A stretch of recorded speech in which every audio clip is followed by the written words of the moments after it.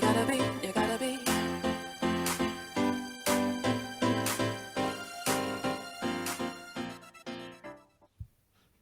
welcome to You Gotta Be, an interview podcast that focuses on the lives and work of women DJs around the world. Today's guest is DJ Amada. She is an ecstatic dance DJ based in the UK who's been active in the conscious dance scene since 2021, playing her first live set online just 15 months ago. Since then, she's been invited to play live at various conscious dance events across the country, including London, Bristol, Manchester, as well as Buddhafield Festival last summer. Her sets are very eclectic and informed by her Latin American roots and could be described as deep, funky, soulful, and quirky, incorporating most genres across the spectrum of world fusion and electronic music. Her purpose is to take dancers on epic musical journeys that promote connection, positivity, balance, and inner wisdom through the body via free-form movement. Welcome to the show today, DJ Amada. Hi, thank you for having me. Hi. Okay, so we'll get right into the questions. Sure. What is the first song you remember loving as a child and why? It probably is Whitney Houston. What's that song? Wanna Dance with Somebody? Uh-huh. Yes. I was probably like 8 or 9 years old, and I was living in Switzerland at the time. And it was like a Girl Scout weekend away in the country, in the mountains somewhere. And they organized like a little disco. And I remember that song vividly because I'd never had that experience. And we had our torches with different lights on, and everybody was dancing in this room. And that, for some reason, that song struck with me. I didn't know what it was until years later. And then I recognized it and I thought, oh, yeah, I remember dancing to that song before. So, yeah. With your little 8-year-old free spirit and everything. Yeah. That's great. I love that. So if it's different, what are your favorite genres to DJ to? And are they the same genres that you like to dance to, or do you dance to different genres as well? Well, yeah, everything I do is about dancing. So they are actually like the same, but there's so many genres. So in terms of what they are, like you said in the introduction, world fusion and electronica for sure. I like things that are interesting, and that take you on a journey of their own, like within the same song. So yeah, lately I'm into Afrobeats a lot. I watched a documentary recently about the rise of Afro House, and that was really interesting. Shazammed loads of tracks. And so electronic cumbia for sure. Electronic tango, definitely.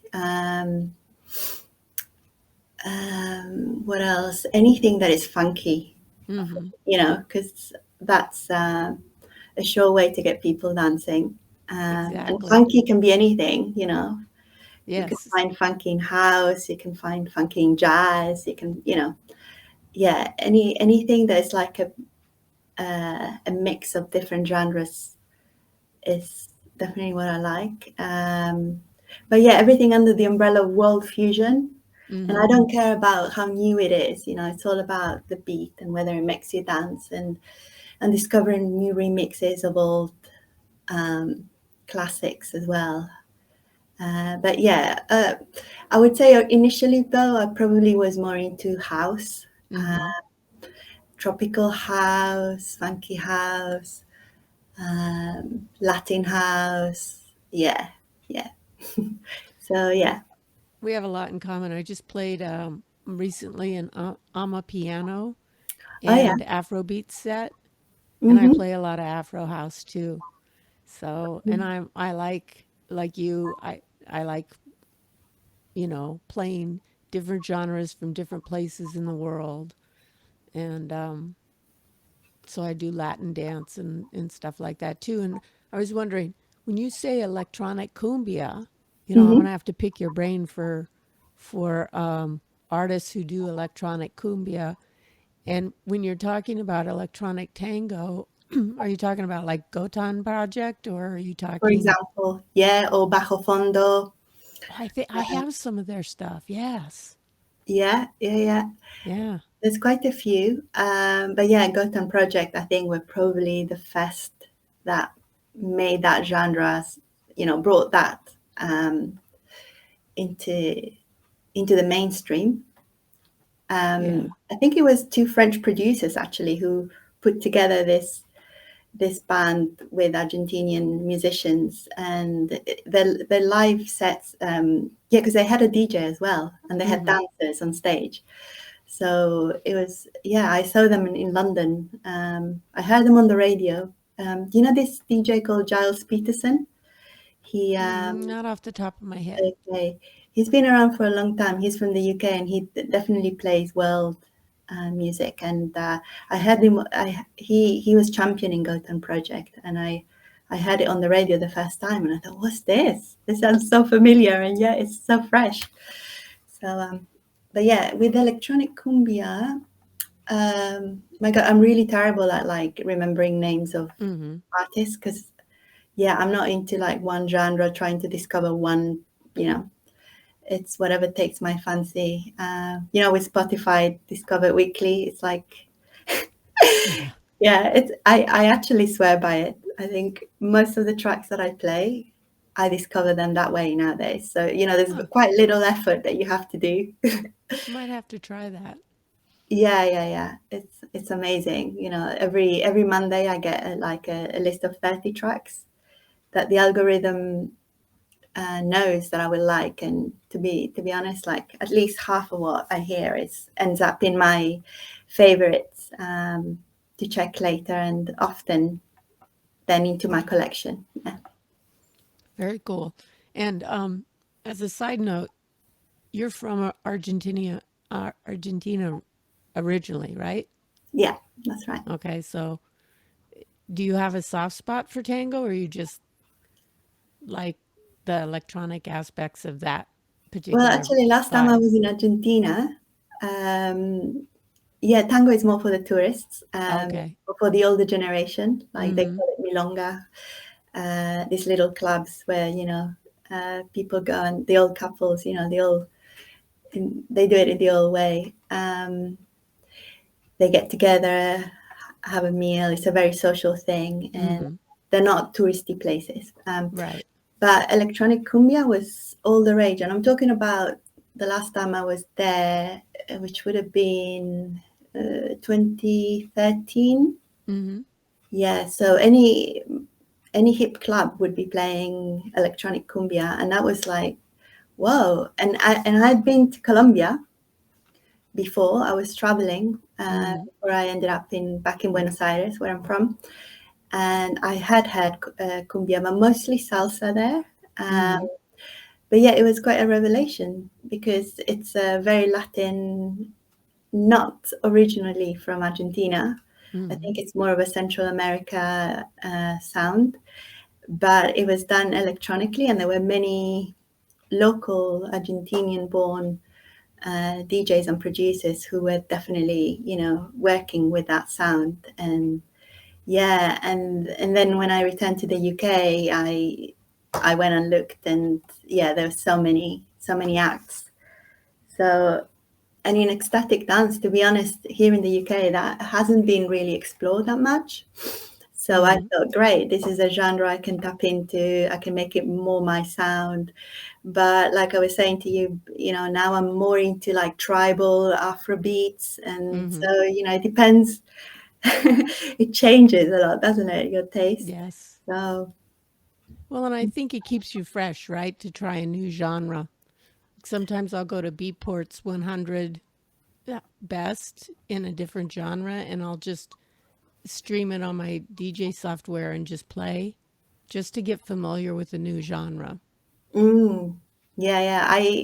I discovered a new genre called liquid bass at a festival last summer. because I asked somebody and I thought, well, how would you describe this? This is like quite bassy, but it's not drum and bass. It's not this, it's not that. And then they were like, oh, I think it's liquid bass. And I was like, oh, is that a genre? Yeah. I the did the same thing. I discovered like liquid drum and bass. oh, I okay. Yeah. didn't know. hmm Yes. So there's an artist. I'm trying to, you know what? I should have my record box open here because this is how thanks to all the tags that I use, I can keep up with what I'm into. Exactly. Yeah. Oh yeah, it's called he's called Liquid Bloom. Liquid Bloom. Liquid Bloom is the genre No, it's the or the artist artist? that I was hearing when I discovered liquid bass. Yeah. So yeah, I just wanted to be sure. Yeah, Liquid Bloom. Huh. Really cool name. Yeah, I love to discover new genres. So we've talked a little bit about what you like to play and listen to, but are there any other genres that you play when you're not DJing? No, I would say because I'm always looking for new music and my Mm-hmm. sets, like you would expect in an ecstatic dance to cover many genres. There's Mm-hmm. just so much to discover that anything I hear in when I'm not working on music, it's research for when I'm Mm-hmm. going to play. But I would say lately I'm opening up as well to classical Mm-hmm. music and new classical, I think, as it's called. For example, there's this amazing version of Nirvana's "Smells Like Teen Spirit." Oh my God, that's It's great. done by this woman who plays the violin. She's called One Violin Orchestra, and I think it's just her. She might have a team of other players as well. And that version is just amazing. And so I like things that maybe sound familiar that people would kind of go, oh, I recognize that Mm-hmm. tune, but it's done in the most unexpected way. There's another one I played recently, which was, Faithless, Yeah. Insomnia, that track. Mm-hmm. Yeah. And this was also like a violin version by an artist called Anna Phoebe. Okay. Yeah, she's a contemporary classical artist. And yeah, random things like that. I really, really, yeah, I like. You can do so much with classical. To be fair. I've mixed classical and trance together. Wow. Yeah, I can imagine that. Yeah, definitely. Yeah, it actually works pretty well. Like I Mm, some neoclassical and fairly fast and upbeat. But yeah, it's fun to try those kinds of things, mixing genres people wouldn't expect, like jazz. I mean, you could expect it with house because there's a lot of jazz influences in house, right? mhm. But maybe not classical and trance or something like that. Or hip hop and classical. Now there's an idea. Yeah, I think I might have tried that. You have? hmm Excellent. I love that. That's part of why I love DJing so much, right? Is that it's just completely open to your imagination about what you want to put together. Definitely. And I think that's what makes each DJ different is how they think about putting tracks together in new ways. Mm, yeah, yeah. I think one way of sort of getting inspiration is to listen to a lot of sets. Do you do Mm-hmm. that? Because I love listening to loads of other people's sets, other DJs, just to get an idea of, that's an interesting way of blending, transitioning between these two tracks. Often I don't know them, but, you just get ideas. Mm-hmm. Do you agree? Yeah, I like to listen to different people's sets. Sometimes I'll play them in the car, or Sirius. I have like the chill station or BPM, and I'll listen to, what's playing there on those stations. I listen to my own sets in the car a lot Me too. because I want to, you're always like dissecting. I love those moments when I'm like, is that me or was that built into the song? And then when I figure, oh, that's me, I did that really well. Yeah, yeah. Excellent. There's a lot of job satisfaction I find, with DJing. There is. Although after lugging equipment up and down stairs and in and out of buildings last night, Uh, there is there is a small downside for, so, a petite woman, 64. I'm like, I gotta find somebody, some young stud to help me move this stuff, man, because it's heavy. yeah, I don't have that problem. I mean, yeah, not yet anyway, because I'm not running my own events, and I've never had to take anything other than my controller Mm-hmm. to an event. And Yeah. I played the little DDJ 400, Oh so yeah, I have that's one. extremely portable. Yes, it is. It is. So I've actually used it at I did another drag show in February and I used the DDJ 400, but this time I wanted a few more outputs. That's one of the mm, challenges with the smaller ones. But I started on a Pioneer DDJ SB3 uh-huh, and then I moved up to the 400 because I wanted to get a feel for, the club layout a little more. yeah. So, but yeah, I'm looking forward to the day when I just have to show up with my headphones and my in a USB stick. I can carry that. So, what made you decide to be a DJ? Mm, yeah. It's not as straightforward as, yeah, to think about it. I would say definitely once I discovered the world of conscious dance, Mm-hmm. that definitely made me think, uh, yeah, I would like to give it a go. So that was probably back around 2014. Mm-hmm. After I came back, I had already given up my corporate job.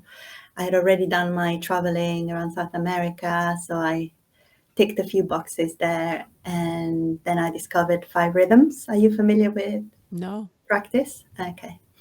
So it was founded by a woman called Gabrielle Roth Oh, I in know New York. Gabrielle. I've used her drum um, music in my sets before. Oh, interesting. Yeah, Yeah. yeah, yeah. So so yeah, she was like a dance therapist, and Mm-hmm. she set up this modality to help her patients, and did um, devise these five rhythms, which are flowing, staccato, chaos, lyrical, and stillness. And she devised them to create what she called a wave of Mm-hmm. movement to these rhythms. Starting from a low energy to a peak and Mm-hmm. going back into stillness. And yeah, so I started dancing five rhythms in London back in 2014, and going to loads of classes and experiencing, the joy of doing that. And it was very healing, it was very therapeutic.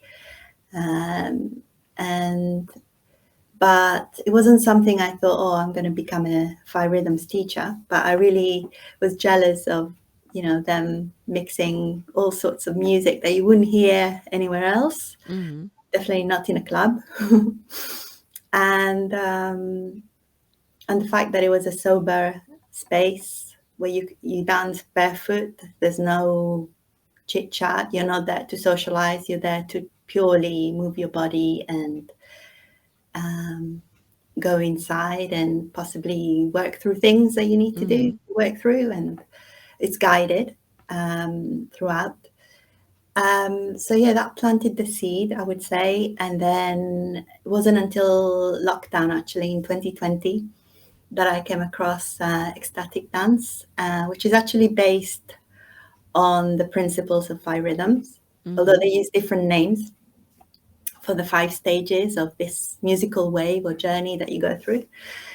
And yeah, and then I realized, and then I saw that you didn't have to spend thousands of dollars to get certified as a five rhythms teacher. You didn't have to do hundreds of hours of workshops to just get there, to be able to stand behind the decks and DJ for people the music Mm-hmm. that you love. You know, Yeah. so I realized that it was a lot easier to become an ecstatic dance DJ and to start, to get involved. So because there's no facilitation, and Right. in ecstatic dance, there is, if there is a facilitator, somebody who's trained to do that, to hold a space and maybe to hold a ceremony before, during, and after. But the ecstatic dance itself, is usually about an hour and a half to 2 hours of just the DJ playing music for the dancers, and that's it. So yeah, so I got really inspired. I attended an ecstatic dance DJ conference, Mm-hmm. which was online, and then connected with some of the people who participated, and people who offered courses in that very specific, niche. Mm-hmm. And one thing led to another, and before I knew it, I got myself a DDJ 200 for my birthday, and I was already using an iPad, so I didn't have to use my laptop. I didn't Mm-hmm. use Recordbox. I was using the Algorithm app. Yeah. DJ Pro. Yeah. Yeah. And the best thing about it was Spotify was allowed. Like you could access, Oh you yeah. had Spotify streaming. Yes.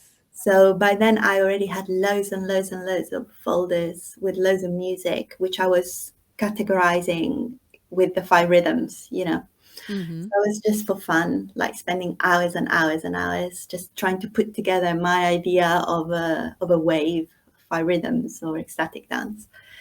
And yeah, so that's how it kind of started. But I think if I go back like a lot further, when I was 14 and 15, I was making tape compilations for Mm-hmm. friends. So I think the DJ in me was already there. Like I was thinking like a DJ, I suppose, although I never really thought, oh, this is something people do, or I should do that. Or yeah, I was already uh, putting tape compilations together for people and for myself, and loving music, and yeah. Yeah. I interviewed a DJ from Ukraine, and she said that she'd be 9 and she'd put like a song on to share with everybody, and then she'd stop it and say, and you see in this part where they did this and they did that, like she'd dissect it, and Yeah. she was like, I annoyed all my friends with this, but I was so into it. That's sweet. I think at that age, I probably was dancing in front of the mirror like Mm-hmm. a crazy Singing animal. into a hairbrush. Yeah, yeah, yeah, Yeah. yeah. Yeah. Yeah, the dancing definitely was there first. I wanted to be a Mm-hmm. dancer as well. So, yeah, that's my approach personally as an ecstatic dance DJ. I approach it. I come from, some people come from being already DJs, professional DJs, and they switch to ecstatic dance because they're sick of, maybe the toxic environment they were in, working, Mm-hmm. or maybe they were um, therapists, yoga teachers, or counselors, and they want to adopt dance as a modality for their therapeutic work. Mm-hmm. And there's others that come into the scene as dancers, like from other practices like five rhythms or open floor or soul motion. They're very familiar with that, and then they stumble upon ecstatic dance and then realize that they want to be the DJ. And yeah, so I think I always think of music as a dancer. If it makes me move in whatever way, emotionally as well, it's not just like, oh yeah, it's got a great beat. It's got to be, yeah, more to it. Then yeah. That's like me. I came I came out in the late 70s club scene. And so my attitude is always if I can dance to it, that's going to be my motivating factor. Mm-hmm. A lot of times. Now, sometimes when I get into drum and bass or I get into experimental music, maybe it's more ambient, and then I'm trying to sort of sculpt a vibe or a mood that's not necessarily danceable, but I find really interesting, for example. Mm. So, Yeah. yeah. I mean, the ideal scenario is to be able to play whatever you like and to be appreciated for that, and not to kind of have to show up to a gig and not feel like it because you just have to play a certain type Hmm. of music, and maybe you're bored of that, maybe yeah, it's not your thing anymore. So, yeah. Yeah, no, I agree with that. I don't mind playing specific music because I love so many different genres that I usually have something that will work. So with weddings, I have loads of music that's not necessarily dance music, or I have, the older stuff that gets people on the dance floor because I love it, and so I can do that, but because I started seriously DJing during the lockdown myself, right? And so I was doing internet radio station, and so every week I was doing 2 hours. So Wow. I wanted to challenge myself. I didn't want to do the same genre every week. So I would challenge myself to learn new genres and expand my horizons. And now that's kind of my thing, right? Is that I'm working on a Southeast Asian and Asian set right now. Oh. And so I'm not quite there yet. I still got to work with it because it's I got a lot going on because it's not just all South Asian music. It's South Asian and then Japanese and then K-pop and then Vietnamese. And so, trying to make all of these very distinct genres work together has been interesting. So I'm not quite there yet. I got to explore some more, but I was having a heck of a time practicing, really enjoying myself practicing the other day. Nice. And how do you find the music? Um, well, I spend a lot of money on DJ pools because Oh.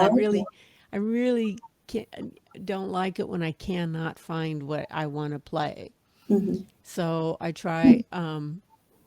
DJ City has a pretty good selection of non sort of mainstream music in different genres. Okay. So they have like that's where I got a lot of the East Asian and or South Asian and the some of the Japanese hip hop and K-pop and stuff like that. Um, and then I bought some Vina House, which is Vietnamese house.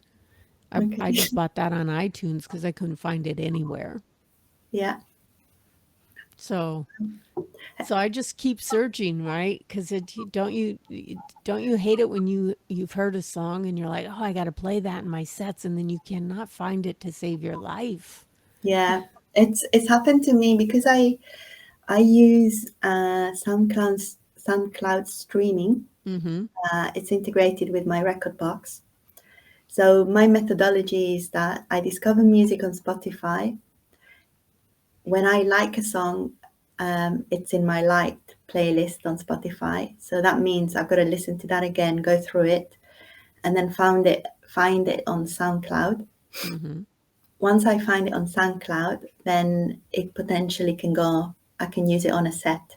But obviously, when I want to use it on a set, I need to go and buy it. And often I Right. discovered that it's on SoundCloud, but I can't find it anywhere because often artists upload new mashups or versions of, their version of edited tracks that you can't find anywhere else. And I've often, it's happened to me a couple of times that I have to approach them and say, hi, I'm actually DJing next week and I love this track and I've already put it in my set and on my record box and I really would like to have a copy of this. Can I buy it? Where can I download it? And Oh, it's 50-50. Sometimes Oh they yeah. don't come back to you. Sometimes they offer it to you. They just say, yeah, go ahead.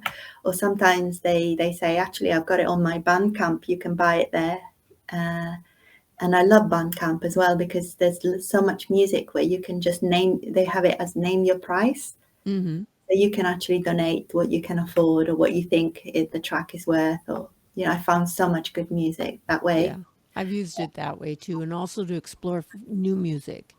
Hmm. Yeah, because it's like a rabbit hole, isn't it? You. It is. I mean, Yeah. there's a lot of rabbit holes in DJing. People don't realize this, that, we get pretty nerdy when it comes to the music, when we're like, oh, well, if this is, and I could use this, and then you go in a different direction, or then I have to read about Afro beats now that I've discovered it. And, oh, okay, cool. And so, yeah, it can take hours sometimes. Yeah. I mean, it takes me, the last set I played, it was a big deal for me. Um, it took me about 2 weeks to put together the playlist, record this, do a few different versions of it.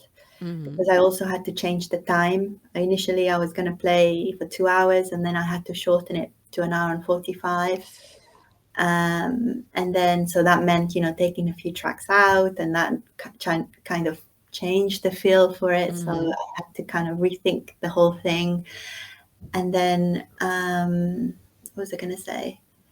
So, oh yeah, so I record my set as well to hear Mm-hmm. it back and see how it flows, because it has to work.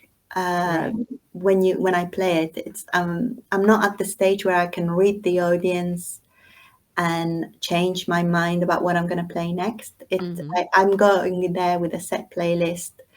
I have only an hour and 45 minutes to play. It has to start in a certain way. It has to go up in a certain way. It has to go down in a certain way by a certain time. So it has to work. So I record, what I've done maybe once, twice, 3 times if I change things. And that Mm-hmm. takes time. And yeah, it took me 2 weeks just to be able to play this one set. But when you get really good feedback afterwards, it's really worth Exactly. it. It is. It's not about the money, it's not about anything else. It's like, yeah, how it made people feel. And yeah, that's the most rewarding thing when you get direct feedback and they said, I just had the best dance ever. Exactly. Yeah. And for those listening who are not DJs, we are not human iPods, right? We put a lot of serious work into this. Hours and hours of work. Even if we're not behind the decks in the moment, we're thinking about it. We're thinking about the set. We're thinking about the mood we want to create, and all of those things. And so, you know, that's also why sometimes we really don't want to take requests, because your funky cold Medina is not going to work in the middle of this set. Oh, yeah, I don't have to worry with that problem. People, Yeah, no, yeah. yeah. Um, Well, not Fortunately, yet. I haven't Yeah. had to really worry about it too much either. But yeah, I know that a lot of DJs get frustrated. I mean, Mm, sometimes it helps if you're not able to pinpoint what the crowd really wants. If somebody comes up and makes a request, it can give you oh, okay, they want this kind of stuff. Okay, I can dig in my crates and find this. yeah. Uh, And we make it look so easy, don't we? At least I think I do, because I'm playing my set, and there's barely anything to do other than change the BPM and beat mm-hmm. jump and apply certain effects and look at the cue points I've got coming up and so on. It really looks easy, and I'm dancing for half of the time. I actually Mm-hmm. leave the decks and I go and I join the crowd, and I know I've got 3 minutes to dance to it. It looks so easy and effortless, but actually you don't realize that I spent 2 weeks preparing to get to that point. Yes. Not just finding the tracks, not just Yeah, not just it's all the preparation really that takes so much time. That's where the real effort, happens. And when you're performing, that is the easiest thing, and it looks easy, but yeah, Yeah. at least that's how I find it. I'm not a James Hype, it's like, Oh my God, James oh, Hype. He was so good Friday night. I saw him in Pontiac, Michigan, and I mm, no, I very few people can move as fast as James Hype does. I mean, but I pick up ideas on what to do that I think I'm capable of doing, mhm. in terms of the way he moves around the decks and stuff. And so I have picked up a few tips, but I could never. I mean, I sometimes have trouble keeping track of two decks, let alone four decks. But it's amazing to watch him. There's so much skill in what he does, and he, spends a lot of time preparing for every set. Of course. So yeah, there's a lot of preparation that goes into it, which is part of the fun, right? Hmm.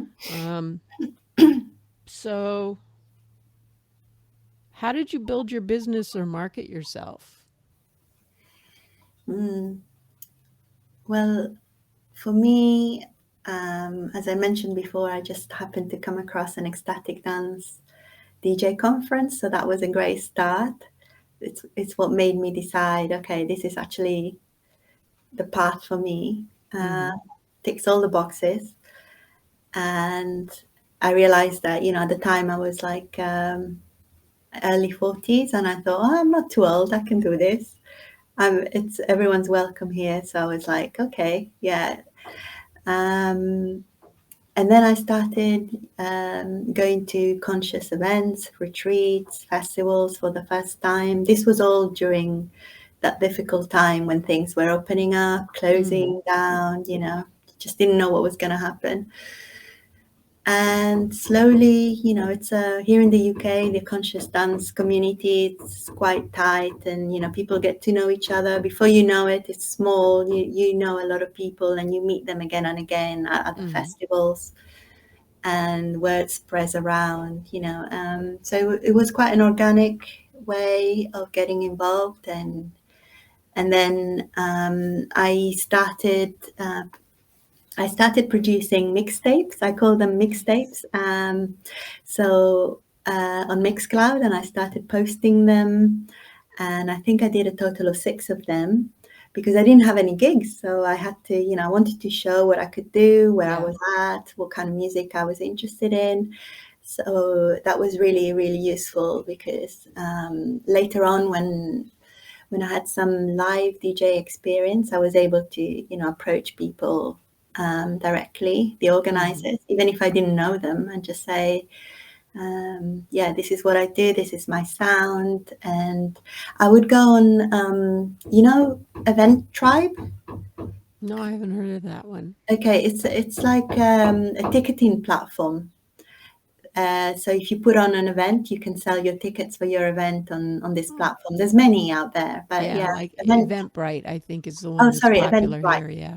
Sorry, that's the one I meant. Yeah, Oh yeah. Yeah. yeah, yeah. So, so like a few months ago, I wanted to. I was living in a van, and so I thought, okay, why don't I look for venues or ecstatic dances across the UK and see if they would host me. And I looked on Eventbrite, and I saw which ones had guest DJs on sometimes, Mm-hmm. and yeah, so that's how I got my sort of my name out there. And yeah, it's word of mouth, and Mm-hmm. supporting the events as well. So if you go to a dance regularly that you're interested in playing at, that's how you get to be familiar with, Mm-hmm. to the organizers. So yeah, getting involved and supporting what they're doing is quite important, or it's Yeah. worked for me anyway. Yeah. I've just recently reached out to a few places in Detroit and Ypsilanti, and Thursday night I went out. There's a kind of a collective of DJs, and they Mhm. they play once a week at this little bar, this brewery there, 734 Brewery. And so I went out to meet them.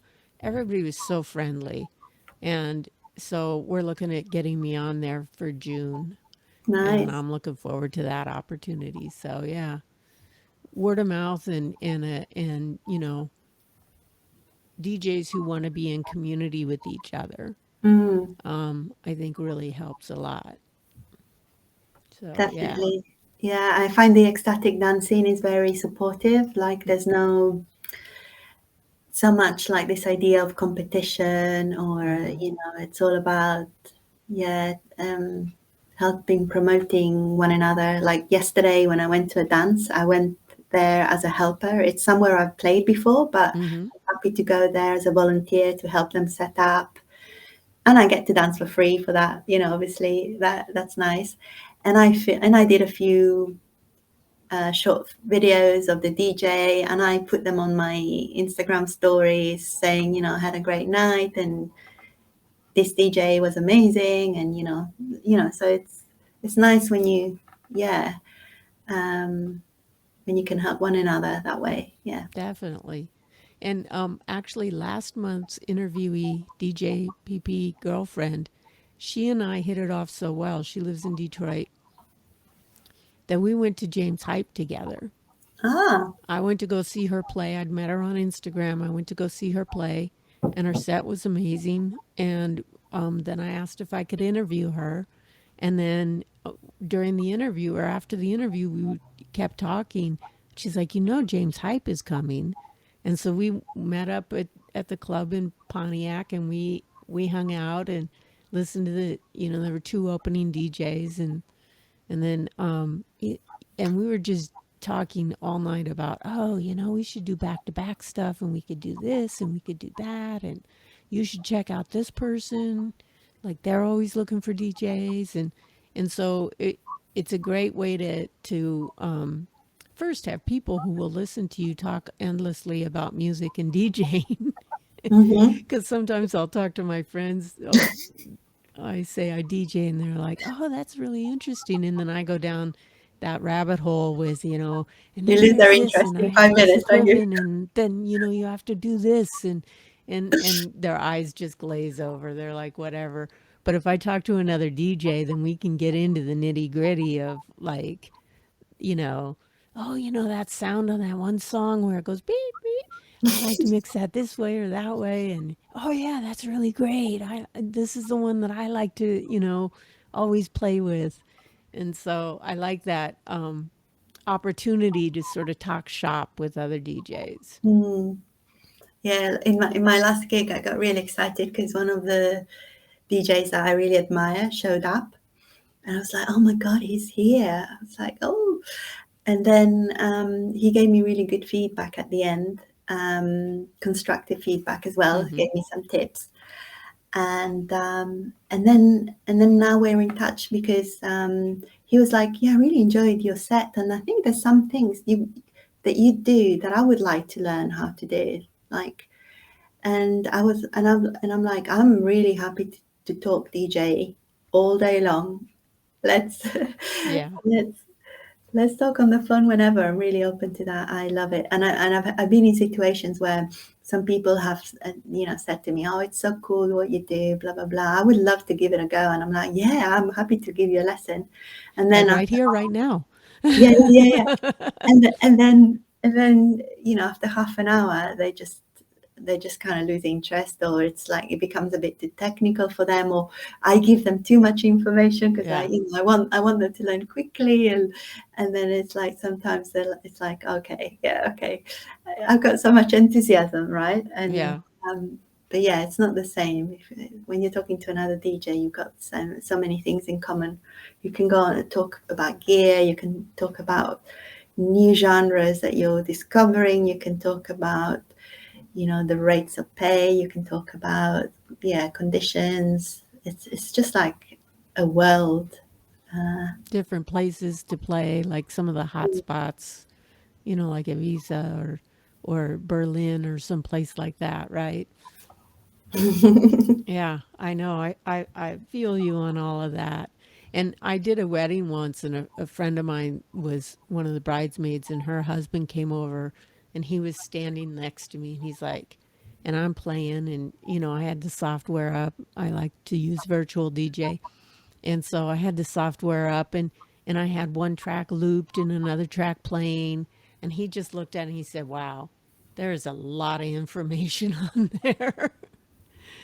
And so at first it can seem really daunting. And I think that's Mhm. what stopped me for a long time because I've been wanting to DJ for a while, Mhm. because I love dancing so much, but I couldn't necessarily go out anymore till like 2 or 3 or 4 or 6 in the morning, right? Mhm. And, but, until probably the last 10 years or so, it was mostly like it was either turntables or CDJs, and it was like, I mean, a whole CDJ setup is about $10,000, Yeah. right? So that wasn't me. So I got, a $250 controller, and suddenly the world opened up to me and I could Mhm. do this. Yeah, Yeah. it's amazing. I remember actually the first time I used any software was it was virtual DJ as well. It was on a tiny laptop I had, and I didn't even know that you could get music for free. So I found some music online, and I was like trying things out, and I ripped some CDs that I had as well, Mm-hmm. and I played around with that. And I wish this was like 2015. I Mm-hmm. wish I had continued, because then there was almost like a 5 year gap Mm-hmm. where it was just like, okay, yeah, that was fun, but I didn't really see like how I could get into it or in what way. Right. It wasn't until lockdown that it all kind of came together. Same here.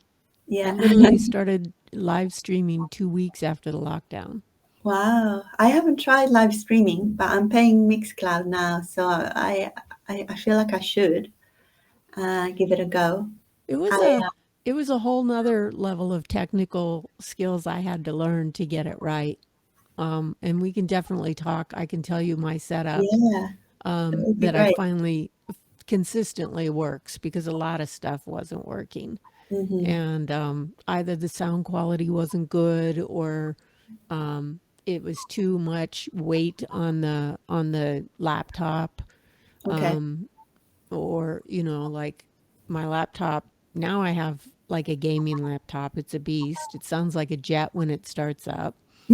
And uh, and the one I'm talking to you on right now is the one that I was using, and it was basically a business or home compute, laptop, right? Yeah. And so it couldn't run the DJ software and live stream at the same time. So Okay. now I retired this last laptop to be the video laptop. So I have two laptops going and a controller and two cameras, and I mean, it's a whole thing. And still not as polished as other people's, but it works. Great. Yeah, I definitely take some tips from you when I find a place to live, because I'm sort of in between places and I have my own kind of dedicated area for DJing. Hmm. I'll definitely, look you up, and then you can give me some tips. During the pandemic, I watched a lot of van life videos, and I was like, oh, I'd like to live in a van. But then I like, how am I going to get all my DJ equipment into a van? And so recently I was like, oh, if I get a box truck, it has nice square sides, and it's big enough that I could probably incorporate, a little studio, because it's like, I'm 64. I plan on retiring in the next couple of years. And then I'm going to do DJing is going to be my retirement gig, Great. right? So that'll be my other job. And so I want to have all my things around, and I want to produce music and do those kind of things. So I was like, oh, van life would be so cool. And I'm like, but how am I going to like get everything? Because I know me, if I have to unpack it all the time and set it up, I'm not going to do it. But Mm, if it's all set up and ready to roll, and I can just walk in and turn everything on, I'm more likely to do it. yeah. Yeah. I think So, the biggest apart from the space, the other challenge of van life for a DJ is the power, Yes. especially if you live in a country where there's not a lot of sun, like in the UK, Yes. for half of the year or more. It's quite challenging. Exactly. Yeah, I was actually just making do with the mini rig. Oh This is an yeah. amazing little speaker, so it takes no space. It's very powerful, and I had Yeah. this hooked up to my DDJ 400 and my laptop, just on the kitchen countertop, Yep. and I could stand up in my van, and that was okay. I mean, there was a bit of setup to do, but yeah, Yeah. Not too bad. manageable. Yeah. And when you said you want to do your DJing when you're retiring, I thought the picture of a cruise ship came to my head. What if you could be like the resident Yeah. DJ disco? You know what? I'm not that fond of cruise ships. Okay, I've I never say tried I did a lot of sailboat racing, and so I've been on the water a lot. And I'm the kind of person who, when I travel, I don't want to be with 6,000 Americans. That's not what I paid for. I don't want to see like 3 hours of a place and then get back on the ship with one. Okay, 6,000 Americans. yeah. So it's not my first choice, but if they paid me good money, because I've thought about it, I was like, oh, I could do a season or two on a cruise ship, just to put some money aside. But what I really want to do is clubs, festivals, and maybe get a tour with a musical artist or something. Mm. Like I didn't even know that was a thing, but I Yeah. started following a DJ Reborn. She's in Brooklyn, Okay. and she's Miss Lauren Hill's tour DJ.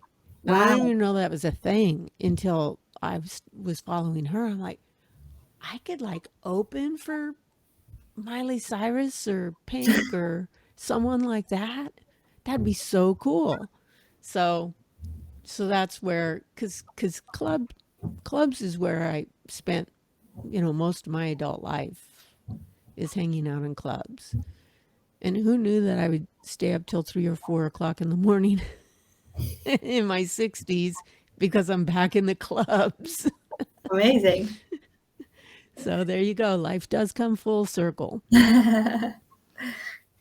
What beginner's mistakes did you make that you wish you'd known more about at the time? Hmm. Well, I don't have any regrets. So I suppose I haven't made any major mistakes as a DJ. Although maybe I would say I'm still, I wouldn't, maybe not a beginner, but I'm still taking beginner steps, maybe. Mm-hmm. Um, maybe when I get to running my own events, which is something I like to do next, that's when I probably learn Yeah. the hard way a few things, sometimes. So yeah, I don't. Apart from maybe putting myself out there more, Mm-hmm. I did, I do regret sometimes not being able to speak up in a Mm-hmm. especially in a environment full of other people, and where you have the opportunity to say, hi, I'm playing here next week, for example, not just Mm-hmm. being too shy, not having the confidence to speak in front of a crowd, and promoting myself out there, maybe networking a bit more, being more proactive in that way. But yeah, nothing major, to be honest. No. Good. Yeah. Um, what do you feel has been your greatest achievement so far as a DJ? Right. um Playing my first festival last summer, Buddhafield. I had never played in a festival, and I got two slots. um and festival that was like 5,000 capacity. Wow. Yeah, so I had the main tent, dance tent. It was a 9 a.m. slot, so not many people showed up, which was to be expected, but just to be there was just amazing, and learn what the application process was, and I'm going through that now again. It was a really good learning experience, also because I got to collaborate with someone for the first time, because it wasn't just playing a set. We had to actually provide a workshop, come up with an idea, and see it through, you know. That's cool. Yeah. So that, and I suppose the other achievement I would say was just last week when I played at Ecstatic Dance Bristol. It's one of the biggest, probably the second or third biggest dance event here in the UK, and a community that I've been in touch with since I started. So it was always like in my one of my dreams when I always thought, I could say I made it when I managed to play there, and it came out of the blue. It was fantastic and well received. So I feel like, yeah, even if I have no gigs this month, I'm like, oh well, that's okay, I can rest. There you go. I'm very happy. Yeah. And what is Buddhafield? So Buddhafield is a conscious dance. Well, it's not just dance; it's a conscious festival. It's run by a Buddhist community called Tri Ratna here in the UK, and they do retreats. It's open to all. It's not just for Buddhists. It's open to everyone, and they have a huge, like 250 person dance tent, and where there's music pretty much all day. And the event is like, the festival is 5 days long every summer. And there's lots of workshops, there's lots of talks and meditation and anything and everything, it's quite an experience. So yeah. Sounds great. Mm-hmm. So we talked a little bit about this, but if you have anything more to add, how do you keep the music and DJing fresh for yourself and avoid burnout? Yeah. I was saying that I often record my sets to be sure that I can dance to them, to be sure that the music flows in the way I want it to flow. So that there is a clear, movement of energy, build up of energy, and equally, it's balanced, Mm-hmm. coming down from the wave before going up again, because there's always two peaks.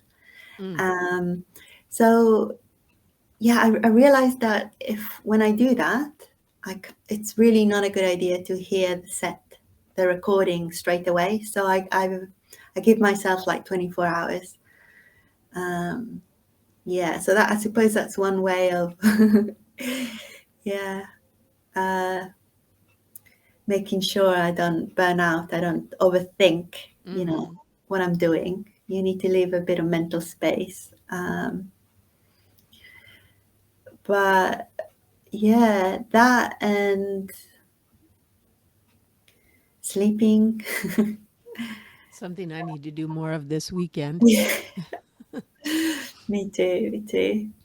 Because yeah, with ecstatic dance, it's obviously you can dance a lot. You can burn yourself in dancing for the 2 hours. It could be supercharged. I mean, Yeah. but often is also like mentally as well. It can be quite draining if you're processing things. If something comes up during the dance.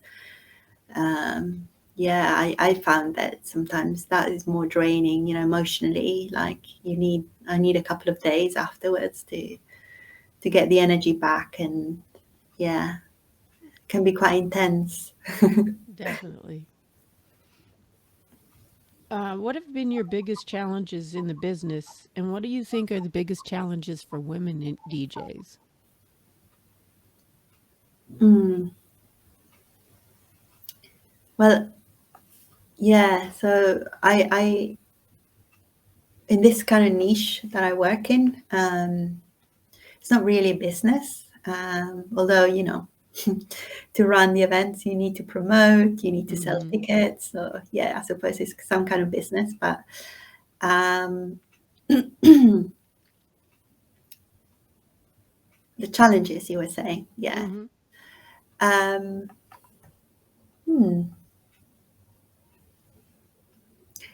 it's I don't know. It's a world where it's promoting itself as safe and open, and everyone is welcome. And actually, of all the events that I've DJed in so far, apart from one, they've all been organized by women. So women in ecstatic dance, at least in the UK, is, I would say, maybe there's more women than men. um, and sometimes on dance floors as well, you find more women coming to these Mm-hmm. events. So as a woman myself, I've never felt threatened, unsafe. I've never felt belittled, and I know that there's a lot of that in a much more mainstream Mm-hmm. DJ, male-dominated world, clubs, and yeah, I haven't had. Yeah, if I DJ'd in my 20s, maybe in clubs, I probably would have loads of other stories to share. But Exactly. yeah, luckily for me, that hasn't been the case. Hmm. Okay. Um, do do you produce your own music, or are you interested in producing your own music?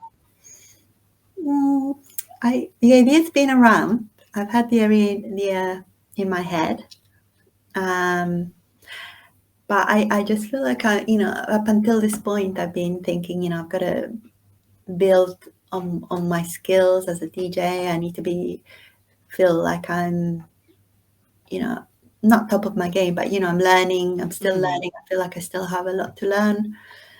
And producing just wouldn't feel like the right thing to do. And the next thing I'm sort of considering is doing my own events. Mm-hmm. So that's going to take a lot of my time, with the logistics and then marketing and you name it. I mean, I don't know. Have you ever run an event? I ran a week-long Pride Festival in 2019. Okay, wow. So, and I had multiple events Yeah, and fundraising and a lot of things. So yeah, when you're ready to do that, let me know and I'll give you some of the my thank you. experience. Sure, sure, sure, sure. I can definitely do with It tips. was a volunteer thing, right? I was on the board of a pride organization, and so yeah. But I was gonna say I have, a friend of mine showed me he was using Logic. I Mm-hmm. think that's on Mac. Yeah. I don't have Mac, but I have heard of Ableton Live, Mm-hmm. and I definitely would love to try that at some point. I have no idea what kind of music would come out of me. I have absolutely no idea where I would start. Like what? I know it's another one of those like tall mountains in front of you where it's like I don't even know. I have all the gear for it, but like the software, they have light versions, but if you really want to get into it, it's like almost $1,000. Really? Yeah, Well, even you can't subscribe to you something? can, but you know what? I subscribed to Virtual DJ for like 2.5 years, which meant that I paid more than I would have paid if I just bought it outright. So I actually essentially bought it twice, Okay. right? So I like to like have the software. But I've collected a lot of gear to produce music, and I know it's the direction that I want to go into, but it's going to be such a steep learning curve that right now I don't have the time because I'm working full time during the week. I don't have the time or the bandwidth really to like Mm, do more than I'm doing right now. And right now my focus is to like get out into clubs and start playing in clubs after 3 years of live streaming. Mm-hmm.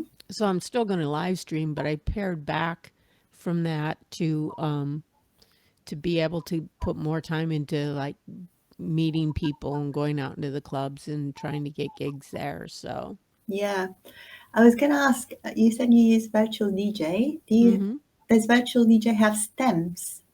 yes. Okay, because I suppose you could kind of, because I think Box is starting. I think Serato already has that and they're really good. And I suppose I was going to say, maybe that would be like an entry point to get a taste for producing, maybe even live. Yeah, I Uh, do that a lot, actually. yeah, Um, right? and so I think DJ Pro was one of the first to come out with stems, but it's neck and neck. I'm not sure which one came out first, but Virtual DJ was one of the first ones. And they just upgraded to like stems 2.0 Mm, and trying to refine it cuz it it takes a lot of power on the computer to separate them out and not have the vocals sound robotic. mm, And then after Virtual DJ and DJ Pro, Serato came on with the stems, and now Recordbox just recently introduced them, and you and I met on Digital DJ Tips, right? And they've yeah. done kind of a review of Recordbox's stems, and they don't feel like it's like right there yet. No Mm. offense, Recordbox, but there's others in the game that are further along. Yeah. But yeah, I do it a lot. It's very handy when you want to like get into a song earlier, but the vocals are still going, and so you don't, you know, and the other track has a lot of vocals coming up quick too, and you don't want them to clash. Mm-hmm. A lot of times they just drop the vocals out, or sometimes the intro might the melody of the intro might clash a little bit with the song going out, Yeah. and there's a way you can just drop out everything but the bass and bring that in where there's like not a lot of Mm. action going on necessarily in terms of like different keys and different melodies. It's just straightforward. And so I use it that way sometimes, and then I like if it's a really cool vocal on the plain track, I might sometimes bring the melody from the new track into it and then go a cappella on the vocal of the outgoing track. Mm-hmm. So that's fun. Yeah. Quite creative.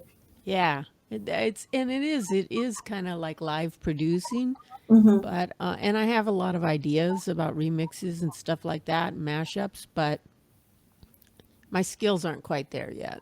Mm. So, that's one of the challenges, right? Is you're like, oh, I have this idea, and then it's like, oh, I don't know how to do it yet. Well, you can change keys on the software. You can change Hmm. the BPMs, and now you can use stems to isolate the elements. It's almost, it's definitely it's definitely the technology is definitely helping us compared to what it was like 10, 20 years ago. It's like, Yes, definitely, we're very excited. definitely. Mm, And I got an iPad for DJ Pro, and also GarageBand so that I could like mess around with like, oh, I'm producing a song, and but just by touching things, right? Just to yeah. get because I didn't even know. Like I played flute for 3 years in junior high, but that was decades ago, right? And so in terms of music theory, okay, I kind of grok it, but it's not like I've played an instrument for the past 40 years, so or Mm, 50 years. So there's a learning curve with some of that, just trying to understand it again. mm. I think as somebody said to me recently that, if you're a DJ, learning production would make you a better DJ. And if you're a producer, DJing will make you a better producer. So they go really hand Hmm. in hand. So, and just for the fun of it, I definitely want to explore it at some point. But yeah, it's definitely a big mountain at the moment. It It's is a very and big so I'm not mountain. definitely not going to invest in any gear Yeah. or anything. I'm gonna, if anything, I'll invest in speakers. If I need to kind of have my own for my event and so on, lights Mm-hmm. maybe. Yeah, that's the thing. Get light speakers. When you're moving gear around, Uh-huh. it's heavy. It's a heavy. It's a heavy endeavor.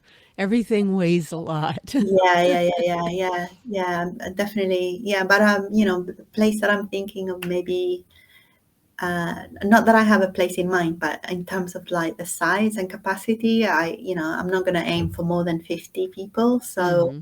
I know more or less what kind of speakers I need to get, and I see the ones that are used in the events I go to, and I can definitely handle them. So maybe not at the same time, but yeah. Well, I bought a pair of Bose S1 Pros, and they're maybe 18 inches high. And they're not cheap. They're legitimate pro speakers, but Hmm. they're really small, and they also run on battery. Like you can charge Hmm. them, and then they'll run on battery for a few hours. And they have a really good quality of sound. And I pushed them a lot last night because the drag performers kept wanting it louder and louder and louder, and I'm like, they're clipping. They're like louder, louder. Ah, okay. Um, but they've been really great. And but still they're about 15 pounds each, just in this compact little case. So that doesn't seem like a lot, but when you're carrying it up a flight of stairs. Sure. But yeah. All right, it's time for our lightning round. Okay. All right, favorite track right now and why? This is so hard. No. Okay. Well, Here, actually, let me yesterday. help you narrow it down. Which which track do you have to have in every set? It's like when you're looking at putting together a set, you think, Doesn't oh, I help. got to get this in the set. No, doesn't help. Nope. Okay. Yeah. It's only happened maybe 2 times that I played the same track again. Like I normally never play the same track again because in a set that I'm gonna publish or I'm gonna, yeah. Um, but no, actually yesterday I was on the tube going to this conscious dance event, and that's when I got like an hour and a half to listen to my Spotify Discover Weekly, and there's this tune by Alex Serra, his name Mm-hmm. is. It's called Outer Space, I think it is. Yeah, Out of Space or Outer Space. Anyway, and there's this remix. I love this track anyway. I already bought it, but there's this remix by, I think his name is Tutti, Mm-hmm. and it's like a dub remix. And I saw him play live, and he's amazing. Like one of those artists that they sound just as good as the record when they're in front of the microphone in a live environment. So I've always loved Alex Serra. But yeah, this dub remix of this track is really good. And I would definitely play this during the warm up before the Mm-hmm. dance starts. The DJ plays a bit of warm up music when people are arriving and Yeah. stretching. Definitely, I could never get tired of that. I could definitely play it every time. Yeah. All right. Favorite piece of equipment and why? Ah, my little controller. Which actually, it was an upgrade for me, going starting with the 200. Mm-hmm. When I got the 400, I was like, oh, look at all these buttons I've got now to press. And a And real actually, laptop. yeah, and a laptop and on the software. And I felt so professional, right? And yet, the 400 is like a toy for most professional DJs, right? James Hype uses his all the time. He's done live Yes. streams on it. He brings it with him to practice. Yeah. If anything, I would maybe in the future upgrade to the FLX4, which is just identical. Mm-hmm. It's just got a couple of extra features and things at the back. But I think the 800, or have you seen the latest, the Opus? No, is it the Opus? Yeah, the Opus Quad or Quad Quad, Opus yeah, or four. something like that. Yeah. Wow, with all the That's pretty stems. intense, but it is not cheap. It Yes, is expensive. I know exactly. It's more than the 1000. So, yeah, it's probably, and it's big. Like you can't, when you're a traveling DJ, when you have to move a lot and you want to be able to, one day hopefully I'll be able to DJ in Europe as well, and Hmm. I really need everything to fit in a cabin sized luggage space. Yeah. So the 400 all the way is going to stay with me forever. So I love it. I absolutely love it. Yeah, I like my little 400 too. Um, okay. Favorite self-care technique? I think you mentioned, I don't know if we were recording them, but you mentioned sleep was a Yeah, big one. power naps for sure. Yeah. Yeah, sometimes, going before an event, though everything starts slow, and, you've got time as a DJ also to participate in the warm up. The facilitator gives you some, eases you into the whole process of the dance. But still, sometimes nerves. Hmm. So it really helps to have like even just a half hour power nap before going. During the day, yeah, I swear by them. I love my sleep. I think that's, and drinking lots of water before Yeah. and during and after the event. Yeah. Favorite woman DJ and why? Um, well, in the conscious world scene, I would say this amazing DJ called Esta Poliesta.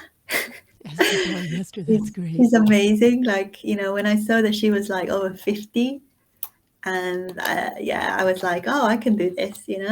it's not too late. And she's just like, she tells it like it is. She's like, yeah, it's one of those people, you get what you see, or you see what you get. Hmm. Um, but otherwise, I really dig Nina Kravitz. I think Hmm.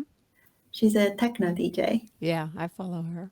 Yeah, I really like, how she started, her roots, and how still very authentic she is, Hmm. and how different she is to other DJs, and how, and how down to earth. Like she hasn't really turned into something Hmm. too different, I think, from, yeah. And I think as if you're young and you're beautiful and you're suddenly find yourself at the top of your game, I can imagine it probably would be so difficult to stay true to yourself. Yeah. And I think, yeah, she's one of those that really, is still in it for the love of the music, is still pushing boundaries, like in terms Hmm. of the music she plays. She's a very interesting person, anyway. Yeah. Very cool. Mm. All right. Final question. You gotta be what? Ah, you gotta be unique. You know. Well, yeah, I suppose you're unique. You gotta be Okay. you, You gotta be the unique you. the unique you. Yeah. Excellent. Well, DJ Amada, that brings us to the end of our interview. Thank you so much for taking time. Do you want to do a shout out about anything that you're doing in the near future? Well, if you're in London, let me know. I I can will. recommend loads of really good conscious dance events. You can dance every day of the week. There's something going on, very exciting. Excellent. Um, yeah, and I haven't yet published. I'm still sort of working out my summer schedule. Hopefully, I'll have a few gigs lined up. I'm working on that. But yeah. Excellent. Mhm. Well, thank you so much. And we'll talk soon. Thank you. Enjoy